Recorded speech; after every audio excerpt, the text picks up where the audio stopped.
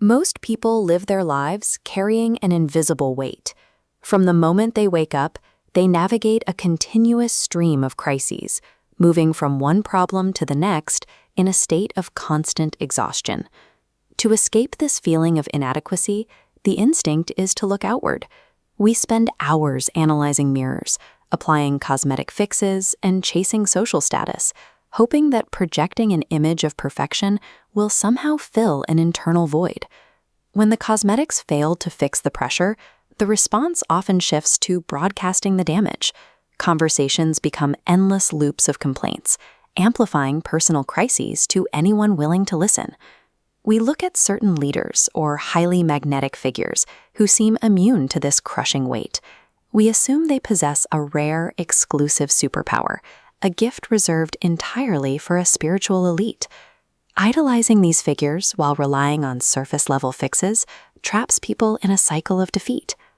It creates a blind spot to the actual reality of what they already possess inside. That intense admiration you feel for highly effective leaders rarely has anything to do with their natural human traits.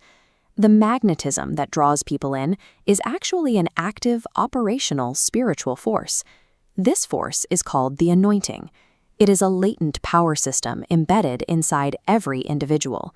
The only gap between a magnetic leader and an overwhelmed believer is daily consciousness. Leaders activate this force, others leave it dormant. Awakening to this force isn't about entering the clergy. It shifts the governing principles of your daily life, moving your results from the realm of natural effort to spiritual influence. The first operational law of the anointing is that it acts as a protocol breaker. It forces a level of visibility and unexplainable beauty onto a person that defies normal logic. You might admire someone whose physical traits completely contradict your natural preferences. A person who lacks conventional attractiveness can suddenly project a presence that demands absolute attention. This magnetic pull easily bypasses physical insecurities. When this force is active, high-status individuals, industry leaders, and even entire institutions find themselves naturally drawn to you, often without understanding why. The Book of Exodus outlines the recipe for the holy anointing oil, specifically requiring the addition of sweet spices. Wherever this spiritual force is active, it metaphorically functions like a distinct, attractive fragrance in the room. This sudden, undeniable presence is frequently misinterpreted. Onlookers might label the behavior as boldness or even arrogance, but it is actually the anointing overriding a person's natural timidity. Physical limitations and social anxieties become irrelevant. The anointing commands a room-shifting authority that a mirror and a makeup brush could never achieve. The second mechanic is sanctification. It is a strict legal separation where the individual becomes the exclusive property of God. This carries a severe operational consequence. Your personal battles and conflicts are immediately transferred out of your hands and into a higher divine jurisdiction. This is why slandering an active believer is dangerous.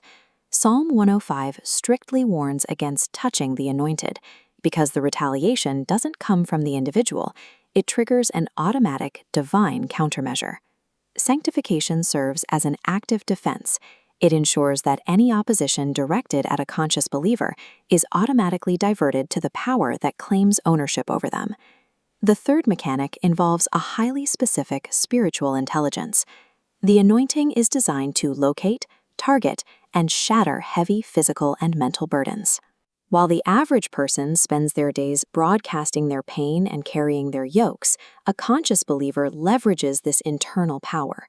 As Isaiah 10 details, the burden is lifted and the yoke is destroyed because of the anointing. There is a strict divide between a good work and a mighty work. Good works require human discipline through correct doctrine and following instructions. Mighty works operate on a different frequency. These are supernatural actions and sudden breakthroughs that defy logical explanation, yet are too physically obvious to be denied. True effectiveness doesn't come from striving harder, sweating more, or praying the loudest.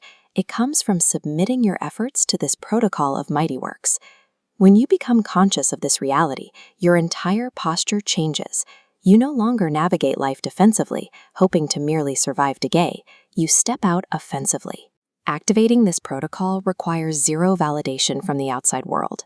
You don't need a specific aesthetic, a platform, or an audience to operate effectively. The challenge is simple.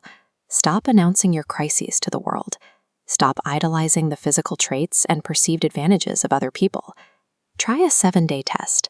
For exactly 1 week, take the intense focus you normally apply to your daily problems and redirect it toward the anointing already sitting dormant inside you. The anointing acts as a balancing force. It bypasses the need for natural advantages, moving the individual from survival to a state of command.